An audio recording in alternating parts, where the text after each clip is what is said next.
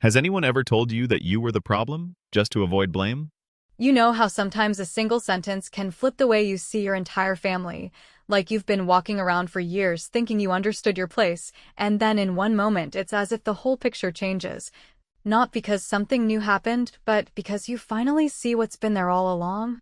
That was me, sitting at my parents' kitchen table with a cup of coffee, scrolling through job listings on my phone, half listening to my mom talking to my sister Emily in the living room. I wasn't trying to eavesdrop. In fact, I was doing that thing where you deliberately keep your eyes on something else, because you know if you look up, you'll get sucked into a conversation you don't want to have. And then, out of nowhere, I hear my mom's voice, light and cheerful, telling Emily not to stress about her upcoming move because Dad and she had already talked about it, and they were going to cover her rent for the first year, just to get her started on the right foot. I swear, I stopped breathing for a second. Not because of the amount, though a year's rent in this area isn't exactly pocket change, but because exactly a month before that, I had been sitting in that very same kitchen, asking my parents for help moving out of my cramped apartment into a place where I could actually set up a home office for the job I'd just landed. It wasn't even that much money I was asking for, just a little push so I could manage the deposit and first month without draining every cent of my savings.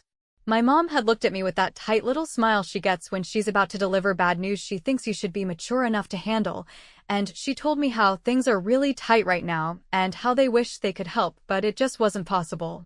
I remember nodding, telling her I understood, and doing my best to swallow the disappointment because the last thing I wanted was to look ungrateful or make her feel bad. I went home that day telling myself it was fine, that I'd figure it out, that maybe things really were hard for them. But hearing her talk to Emily like that, with zero hesitation, like paying her rent for a year was no big deal at all, it was like watching the replay of that conversation with a brand new filter. It wasn't that they didn't have the money. It wasn't that they couldn't help. It was that they wouldn't help me. And the worst part? The way my mom's voice softened when she said it, the way she laughed and called it a little launch gift, it made it so clear that this wasn't some emergency decision. This was planned, intentional, and probably something they'd been looking forward to doing for her. The thing about being the older sibling, at least in my family, is that there's this unspoken expectation that you'll just handle things. You'll figure it out, you'll survive without help, you'll be the one to pick up the slack when things go wrong.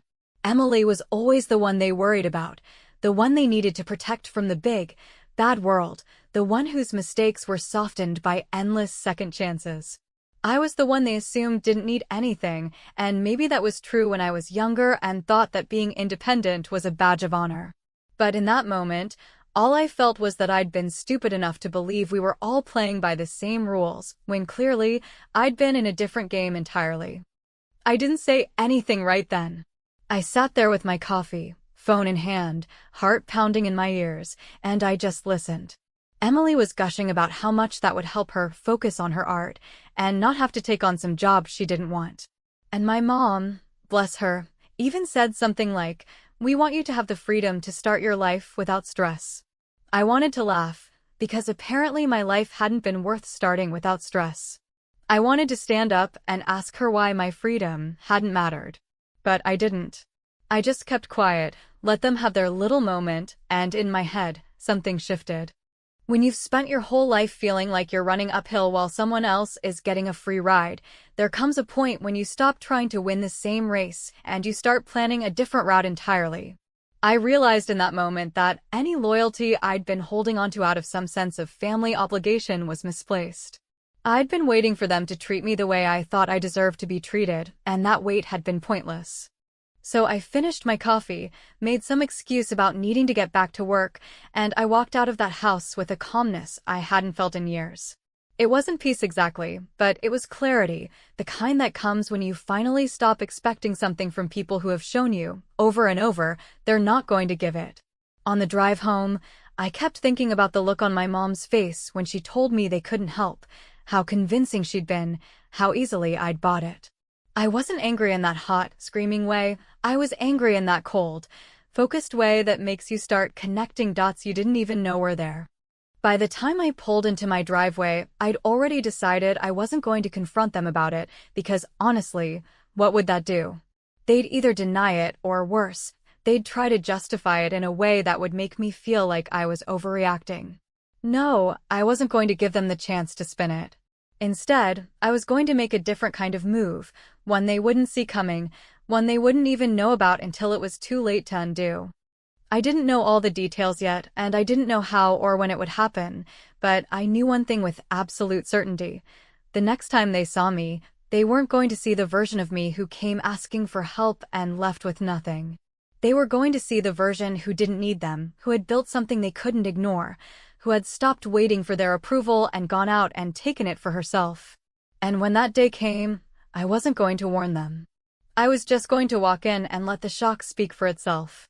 The thing about deciding to walk away from your family without telling them is that it sounds, on the surface, like an act of pure defiance, the kind of thing you do in a moment of heated anger, but for me it wasn't a spur-of-the-moment explosion at all. It was a slow, deliberate calculation, the kind of decision you arrive at after turning it over in your mind so many times that it stops feeling shocking and starts feeling like the only option that actually makes sense if you're tired of being the one who keeps showing up, keeps forgiving, keeps trying to make it work while everyone else just takes for granted that you'll always be there. I didn't tell anyone in my family about the job offer at first, partly because I didn't want to give them the chance to pretend to be supportive while quietly assuming I'd fail. And partly because I didn't want to deal with the inevitable comparisons to Emily, because I knew exactly how it would go.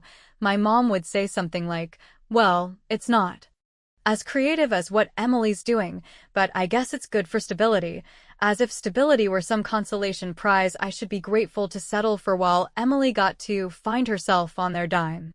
The offer had come in the form of an email from a contact I'd met years ago at a conference, someone I'd stayed loosely in touch with through LinkedIn, but had never actually expected to hear from in any serious way. They were expanding their operations in a city clear across the country, looking for someone to head up a new division, and my name had been passed along by a former colleague. The role was demanding, the kind that would require long hours and the willingness to learn on the fly, but the pay was solid and the upward potential was huge. It was the kind of chance you don't turn down unless you're either unbelievably comfortable or unbelievably foolish, and I was neither. I remember reading the email 3 times, my heart racing a little faster each time, and then setting my phone down and just staring at the wall, letting it sink in that this could be my way out, not just out of my current job or my tiny apartment, but out of the whole dynamic I'd been trapped in for years. When I told my best friend Jenna about it over the phone that night, she didn't even let me finish before saying, "You have to take it. And you have to do it quietly. Don't give them the satisfaction of knowing they get to weigh in on this." She'd seen enough of my family's patterns to understand that this wasn't just about a job, it was about control, about finally doing something on my own terms without having to justify it to people who had already decided I wasn't worth investing in. We spent the next few days talking through the logistics, how I could sublet my apartment instead of breaking the lease, how to handle the moving process without it showing up on anyone's radar, how to keep my social media clean so there were no accidental location tags or clues for them to piece together. The actual packing was both easier and harder than I expected. Easier because I didn't have that emotional tug-of-war over what to take and what to leave. Everything I owned fit into a handful of boxes and suitcases, and I knew I'd rebuild my life from there. Harder because every item I wrapped felt like a little goodbye, not just to the place, but to the version of me that had still been holding out hope for something different from my family. Jenna came over the night before the move with pizza and a bottle of wine, and we packed in near silence except for the occasional laugh over some random thing I'd forgotten I owned. She didn't push me to talk about the emotional side of it, and I appreciated that more than she probably realized, because the truth was, I didn't want to say out loud how final it all felt, how I knew deep down that once I left, I wasn't going to be the one to bridge the gap again. I chose a Saturday morning for the move, mostly because I knew my parents would be busy with Emily's weekend plans and wouldn't be anywhere near my place. The moving truck pulled up just after sunrise, and by the time most of my neighbors were even awake, my life was loaded into the back of it. I left the keys on the counter, locked the door, and slid the envelope under the landlord's office door without looking back. There was no big emotional scene. No teary last glance at the apartment, just the steady, quiet certainty that I was done. The drive to the airport was oddly calm. I kept expecting some wave of guilt or fear to hit me, but instead it was like my brain had already shifted into the next phase, running through the list of things I needed to do once I landed: set up the bank account, meet with HR, find the nearest grocery store to my new place. It wasn't until I was sitting at the gate, boarding pass in hand, that I let myself think about the fact that my phone was now on airplane mode and that once I landed, I'd be blocking my parents and Emily from every form of contact. Not because I wanted to punish them, but because I wanted to give myself the clean break I knew I'd need to actually focus on building something without the constant noise of their judgments or their requests for help. When I got to my new city, the apartment I'd rented sight unseen was smaller than I'd imagined, and the neighborhood was a little rough around the edges, but it didn't matter. It was mine. I spent that first week unpacking between long hours at the new job, eating takeout most nights, and falling into bed exhausted, but with a sense of accomplishment I hadn't felt in years. The work was challenging, the kind that kept me up late learning new systems and processes, but I thrived on it because it was all mine. No one could take credit for it. No one could frame it as something I'd been given out of charity. I didn't tell a soul from back home where I was, and after a while, I stopped wondering whether they'd notice my absence. If they did, they never reached out in a way that got past the walls I'd put up. And I realized that was fine. Because the whole point of leaving quietly was that I didn't owe anyone an explanation, and I wasn't going to give them the satisfaction of knowing just how far I could go without them. When people talk about starting over, they make it sound like a fresh page where you get to write the version of yourself you always wanted, but what it really felt like, at least for me, was a long stretch of days where I showed up early, stayed late, learned fast, made small mistakes I refused to repeat, and kept my head down while my confidence rebuilt itself one deliverable at a time, because in that city where no one knew me and no one had an opinion about what I should be doing with my life, I could finally be measured by effort and outcomes instead of family myths about who is fragile and who is fine. In those early months, I took every ugly assignment no one wanted. I became the person who could untangle problems that had bounced around inboxes for weeks, and I learned how to ask questions without apologizing for not already knowing the answer. Which sounds simple until you remember how many years I had spent being the reliable one who was supposed to just figure it out alone.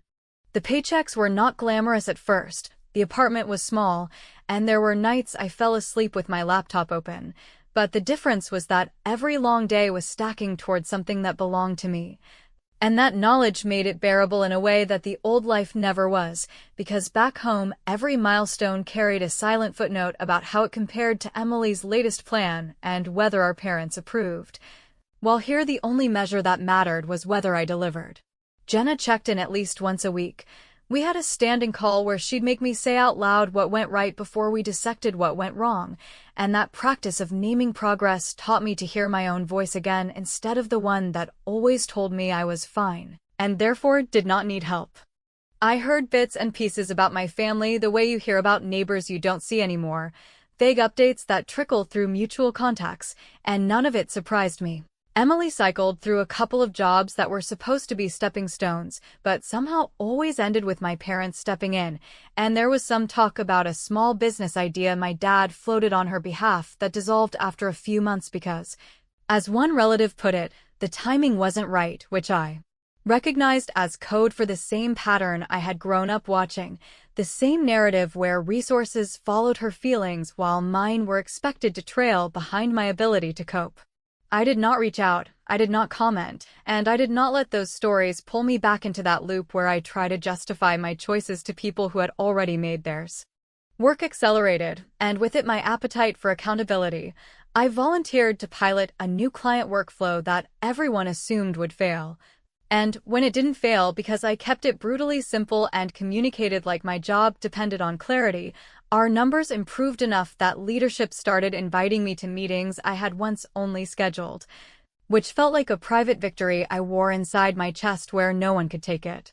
During one of those meetings, a senior vice president asked who had revised the rollout plan, and when my manager pointed to me, something in the room shifted, not dramatically and not with fanfare, but with the quiet acknowledgement that sticks.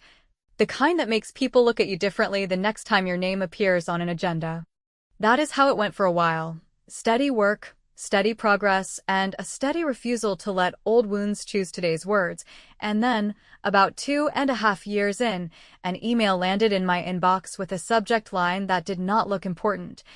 Which is almost funny now, because inside it was an invitation to interview for a leadership role tied to a major expansion. The kind of role that would put me in rooms where decisions are made and where relationships shape the future of entire departments.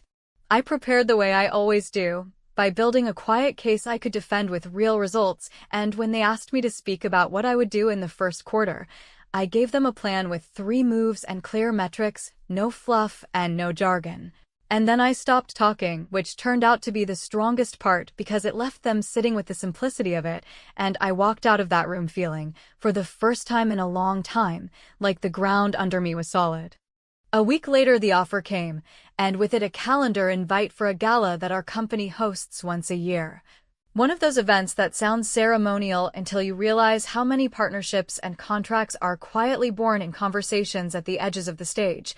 I skimmed the guest packet and only half absorbed the language about honorees and introductions, because I was focused on onboarding and making sure the handoffs were clean, and then, as I continued reading, my eyes caught on a supplier list and a familiar company name that made my stomach drop in that old, unwelcome way, because there it was in plain text, my parents' business listed as an attending vendor with 2 allocated seats for senior representatives.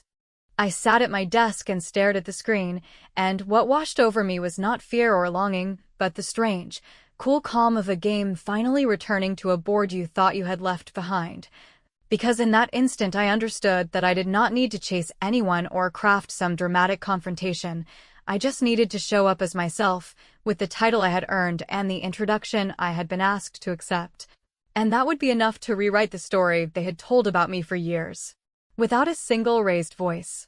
I closed the document and called Jenna, and when she picked up and I told her, she went silent for a beat and then said slowly, that maybe the most satisfying form of accountability is the kind where you do nothing except arrive at the exact moment the past expects you to disappear, and we both laughed, not because it was funny, but because it felt like saying it out loud made it real.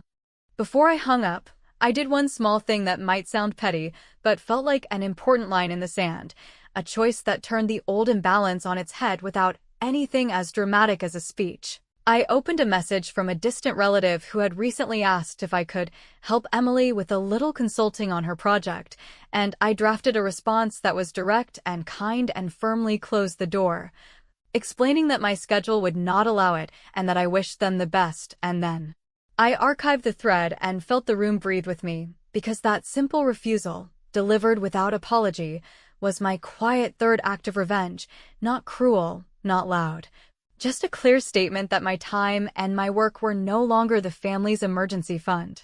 I returned to my calendar, clicked open the gala invite to confirm attendance, and saw a new line that had not been there earlier, an internal note from communications about the running order of the program and the phrasing of my introduction on stage. And right there was the sentence that sealed it. Guest of honor, keynote recognition for leadership impact, which would have been satisfying on any day, but on that day it also meant I would be stepping into a spotlight my parents had never imagined for me, and exactly then my phone buzzed with a notification that a contact request had come through from a familiar last name I had not seen in years, a reminder that news travels fast in certain circles, and I just sat there looking at the screen, deciding whether to accept, while the clock ticked toward an event that I knew was about to change the temperature in every room I had ever shared with them. There is a very specific kind of silence that happens in your head when a plan stops being a fantasy you replay to comfort yourself and becomes a real sequence of steps with dates, people, and consequences. And that is exactly what settled over me after I confirmed the guest list and saw my parents' company slotted in with 2 seats and vendor badges, because from that moment on I stopped imagining confrontations and started managing logistics. Not to create a scene or ambush them, but to design something cleaner and sharper than any argument I could ever win, something that would make the story reorder itself without me raising my voice or asking for the last word. I began by calling Jenna and laying out the facts like I was talking through a project rollout, because framing it that way kept me grounded. I told her about the running order. The fact that my introduction would be short but specific about the business unit I now led, and the positioning of the vendor tables near the front right of the stage, which meant my parents would be close enough to hear every word without the buffer of distance or the excuse of not understanding what was happening. Jenna listened without interrupting and then asked the one question that mattered, which was whether I was trying to hurt them or trying to tell the truth without flinching. The second I said the truth out loud, everything I did after that lined up behind it, and I felt the pettiness drain out of me, because this was not about payback measured in embarrassment, it was about corrections measured in clarity. The first move was bureaucratic but important. I sent a short note to compliance and vendor management stating that I had a personal connection to one supplier on the list and would be recusing myself from any discussion, decision, or negotiation involving them, and I asked that any documents routed to my queue be reassigned automatically, so there would be no question later about favoritism or sabotage. It was a simple paragraph that took 5 minutes to write and probably saved me 5 years of drama, and the act of sending it felt like snapping a chalk line down the center of a messy room, because now there would be no whispered narrative about me using a new title to punish anyone. The second move was to work with our events team on the wording of my introduction, and not in a grandstanding way. I asked them to use my full name, the one my parents insisted I hyphenate to keep the family connected, because I wanted there to be zero doubt when the MC said it that the person walking on stage was me, the daughter they once told had to tough it out because money was tight, the same daughter they dismissed as doing fine whenever resources were being handed out somewhere else. I did not ask for applause lines or for a highlight reel.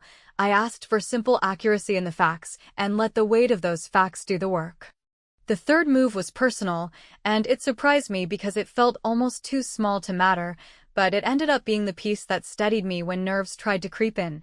I wrote a letter to myself that I did not intend to show anyone, where I listed, in plain language, the moments that had pushed me out of the house and across the country.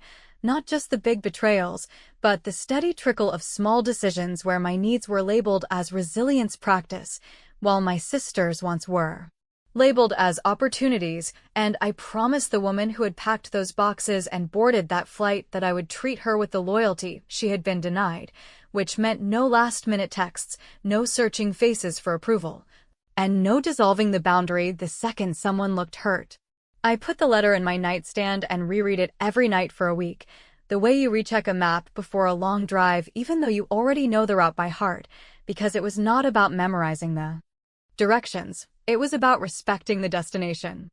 None of this stopped the old feelings from knocking, because they still showed up, uninvited and familiar, especially when I thought about seeing my dad's expression, the one he wears when he is about to turn a criticism into a lecture about tough love.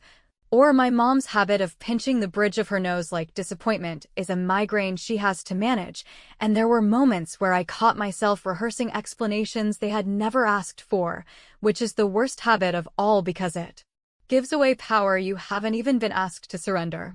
Whenever that started, I redirected myself to the only person I owed anything to, which was the team who would be standing behind the results I was being honored for, real people who had trusted me to lead without drama. And I reminded myself that the most respectful thing I could do for them was to keep this night about the work and not let family noise hijack it. There were a few tempting ideas that I let pass, and I am telling you that because it matters. I did not ask events to seat my parents directly in front of the stage. I did not orchestrate a meeting with executives at their table. And I did not feed anyone a backstory meant to maximize their shock, because the version of me that does those things is not the woman who boarded that plane, and I refuse to become strategic in the ways that once hurt me. I did do one thing that felt almost mischievous in its restraint. I asked security to be very strict about check-ins, no exceptions, no I know so-and-so workarounds, because I remembered how many times in my life rules had bent around my sister's needs while I was told to stick with the process, and it felt right to draw a clean line here. Not to block my parents from entering, but to ensure that the only power they held in that room would be the same power everyone else had, which was the power of their invitation and nothing more. The head of security nodded, said that was standard protocol anyway, and told me the lead at the door would be briefed to handle any confusion with firm kindness, and I thanked him more warmly than he probably expected, because he thought we were discussing logistics while I was sealing up a memory. In the final 48 hours, everything moved fast. There were rehearsals for the run of show, last-minute vendor questions, and a flood of internal messages that made my calendar look like a puzzle I wasn't sure I could solve. And still, under all of that, there was the quiet awareness that I was about to walk into a room where the past and the present were going to stand shoulder to shoulder, and I would have to decide, in real time, which one I was going to face. I slept fine the night before, which surprised me, and in the morning I did the most ordinary routine I could manage because I wanted my body to know this was just another day of doing my job well. Jenna sent me a message that said, only, stand still in your own life, and I typed back, that is the plan, and put my phone away. I arrived a little earlier than my call time because I like to see the room before the room sees me. And as I approached the check-in area, I could hear voices carrying that exact register people use when they are trying to sound calm while they negotiate with a rule they don't like. And then I heard my mother's name, clear as day, followed by the polite firmness of a security lead explaining that yes, guests needed to wait in line, and yes, all invitations would be verified before anyone entered, and something in me settled with a final click, because it meant the stage was set by forces other than me, and all I had to do was walk forward when my moment came. I took one step, then another, and the lead glanced up at the same time my mom turned her head toward the movement, and for a heartbeat nobody said anything at all, which is exactly where I wanted the power to live. In the brief quiet before the next sentence decides who gets to define the story. There is a moment, right before a microphone comes alive and a room turns toward you, when all the competing versions of your story are still hovering in the air, the one your family told about you being fine on your own, the one you told yourself about having to earn every inch because there was never a cushion, and the one you built quietly with long days and no explanations. And standing at the edge of that moment with my badge around my neck and my name spelled out exactly the way my parents insisted it should always be spelled, I watched my mother at the check-in desk telling the security lead that she had heard a rumor I might try to show up and that someone should confirm whether I had actually been invited, and I did not feel rage or panic.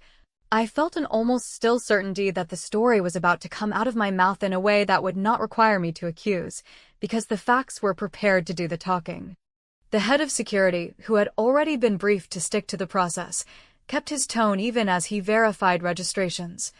And when he looked up and saw me step forward, he did something small that changed everything in a way only people who have lived inside family politics can fully appreciate, because he straightened, called me by my full name without skipping a syllable, and said we were ready to escort me backstage and that the MC would bring me out after the first executive remarks. And the words were normal corporate words, but they carried an unmistakable subtext that landed exactly where it needed to land, which was that there would be no whispered question about whether I belonged in that room. My mother turned at the sound of my name. My father shifted the way he always does when he is preparing a lecture he has not been asked to give, and for a long beat none of us spoke.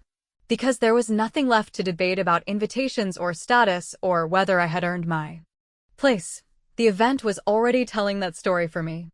Backstage, the show moved in its usual rhythm, stage manager counting down cues, comms team checking pronunciations, the MC greeting me with the practiced warmth people in that role learned to deliver under pressure.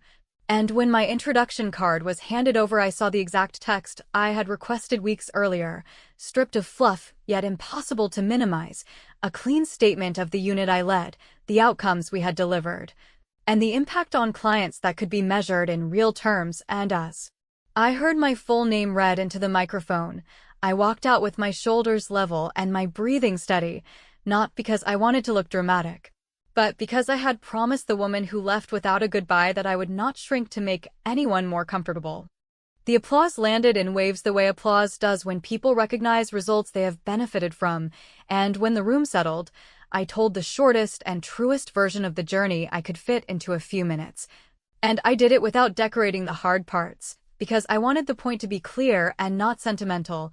I said that I grew up being told that independence was my strongest trait and that it turned out to be my heaviest expense. I said that I had learned the difference between resilience and neglect the day I realized help is not a moral failure, and I said that there are people in every organization who will never ask for a boost because they have been trained to believe needing one means they are already failing, and that those are often the same people who will carry entire teams on their backs without a speech about it. Then I did the thing that I had designed months ago and kept to myself because I wanted it to land without warning, and I announced that our unit had set aside a small internal fund, administered by compliance and not by managers, for employees making life transitions without family safety nets, a one-time practical grant paired with mentoring hours, nothing flashy and nothing you could use to coast. Just a clean handhold for people who were climbing without ropes, and I named it with an ordinary, unmistakable title that needed no explanation at all: the Get Started Fund. There was a sound in the room that did not read as pity, it read as recognition, and that difference mattered more to me than any line on my resume, because it meant we had shifted the frame from charity to fairness, and while I kept my face neutral, inside my chest I felt the exact click I had been waiting for, the one where the words that once hurt you become raw material you can turn into something useful for other people, and you do it publicly enough that no one can pretend they do not understand what it corrects. I thanked the team who had built the results I was being credited for. I thanked the executives who had backed a plan that was more grit than glamour. And then I ended with one clean sentence that could not be mistaken for a jab yet could not be misheard by the two people who needed to hear it most. I said that I would not be standing there without the pressure of being told there was no money to help me start, and that sometimes the absence of a net teaches you to build a bridge sturdy enough to carry others, and I let the silence after that sentence hang just long enough to be felt without turning the moment into a spectacle.